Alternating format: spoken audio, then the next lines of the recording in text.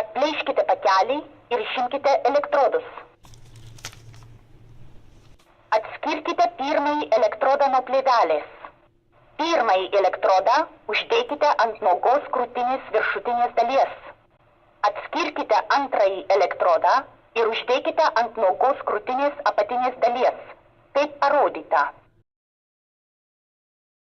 Nelieskite paciento. Analizuojamas širdies ritmas. Visi atsitraukite. Rekomenduojama defibriliuoti. Visi atsitraukite. Įkrovimas. Atsitraukite. Visi atsitraukite. Impulsas perduotas. Pradėkite vėdinimą. Atlikite 30 paspaudimų.